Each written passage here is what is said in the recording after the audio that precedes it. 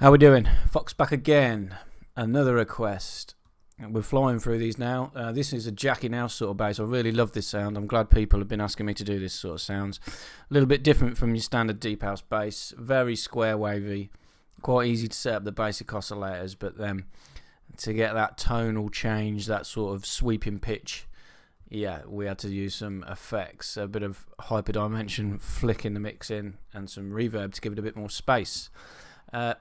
Yeah, please subscribe if you enjoy this or any of my other tutorials. This preset will be available in my global deep house pack when it is finished. A link in the description to the original so you can compare the sounds. It's pretty much bang on this one. Very, very pleased.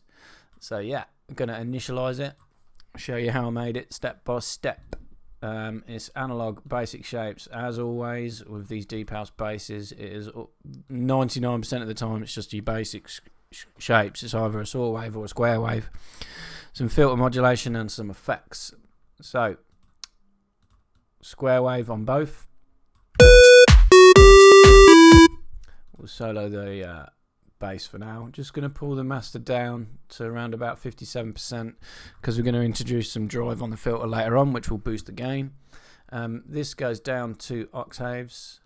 I'll just show you quickly. The notes are starting on E3, so this is playing in the third scale, or whatever you want to call it. So there's a C3 upwards scale. So if you want to make this sound exactly, you need to be playing the notes around that area. Then pitch oscillator 1 down 2 octaves, no unison, nothing, just as it comes as standard. The next one, pitch it down 2 octaves, and how we give it that sort of spreaded feel is give it a sort of like a 2-note chorded feel, and the way you do that is make this one a fifth up, which is 7 semitones. So pitch it up 7 semitones minus 2. Also, to make this one a bit wider, we're going to give it 4 voices of D unison. Detune around about 0.5, 0.6. You can tell it was sort of a chorded sort of sound straight away. This is just from my personal experience of making a lot of these sort of deep house basses. It's quite easy for me to tell when they're using that sort of chorded feel in these sounds, which this one definitely was. The sub oscillator, why is that so quiet? Because I'm using an envelope to flick it in, which is a cool trick. So the sine wave, there was definitely a high pitch sine wave element to it. For that reason we're going to use a sub oscillator for that. Just click it, turn it on, bring the level all the way down. We're going to use the same envelope that we're going to use to control the filter, which is envelope 2, to flick the volume in of the sub oscillator. So the starting point wants to be around about 10%. Hardly going to hear that at the minute.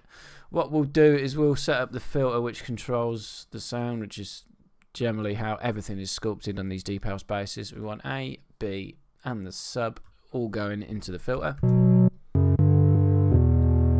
Starting point we want really low, right down out of audible range, all the way down to 12 Hertz. Tiny bit of resonance, 17%. We're going to fatten it and drive it. You're not going to hear nothing until we apply the envelope, because the filter is all the way down to 12 Hertz, which you cannot hear unless you're some sort of freakish person.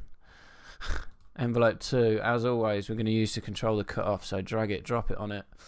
Destination amount, not all the way open. It was quite a hollow sounding deep patch, so around about 54%. And then no sustain. Keep the decay where it comes on a second, and then we're just going to slacken the curve off to make it quite exponential all the way down.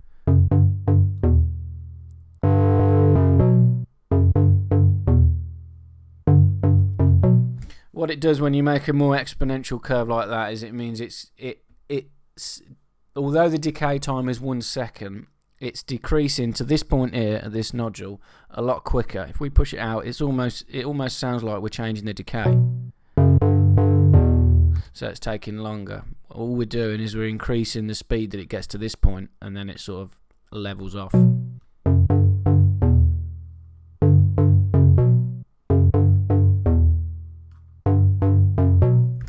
Yeah, that is virtually it. How easy is that to make? I mean, the effects change the sound up a fair bit as well, so we'll go into the matrix section. As I said, envelope 2 I use to control the volume for the sub oscillator. So click it, drag it on. You're going to hear the sort of whistle of the sine wave cutting through now.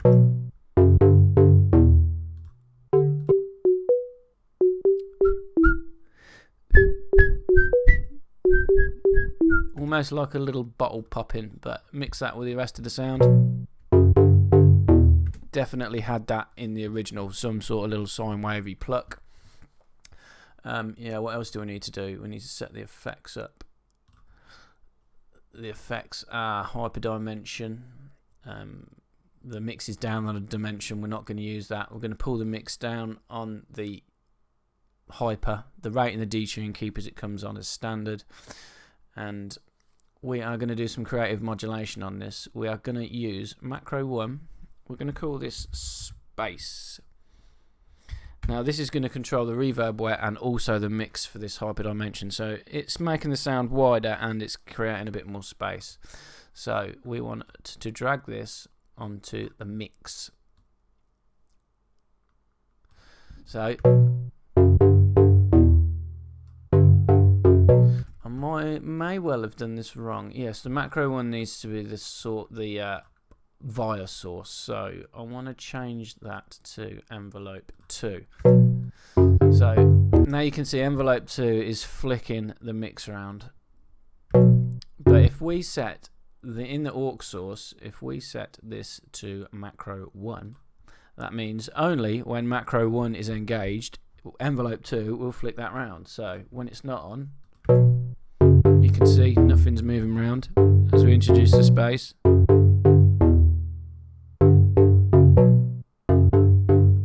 Quite subtle, but it gives it an extra bit of depth and a little bit more width to the sound.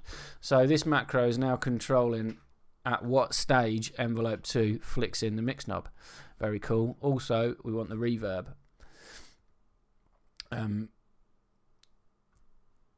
Yeah, it's just the reverb wet we do on this. So I changed it to a Hall size and decay. I pulled down low cut. I pushed round. We only wanted it to reverb the higher parts of the sound. Spin and spin depth for standard. Pull the mix down to 0 and then drag this macro on it again. So macro 1 is going to control the verb amount. You don't want it too high. You want it to go around to about 26, 27. So now as we introduce this space knob, it's going to bring in the reverb and also flick that hyperdimension round.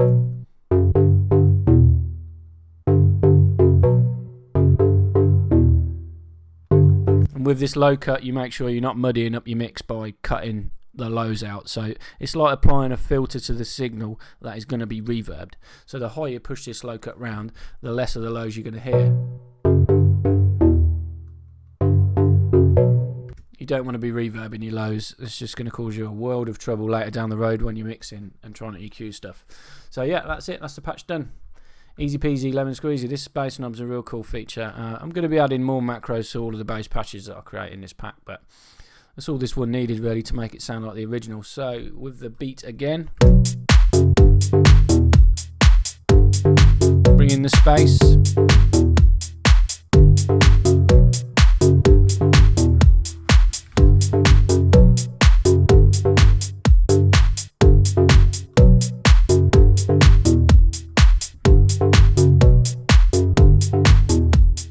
Yeah, really love this bass. It's a cool Jackin house style of deep house bass. Yeah, that's it. Another easy one. As I said, I'm not giving this out for free. If you want it, you're going to have to wait for my global deep house pack to be released. Stay tuned for updates on that. I'm going to be doing 2 or 3 tutorials every week until it's finished, showing you more of some of the basses and the sounds that will be involved in this pack. Yeah, please subscribe. Thanks for watching. Cheers.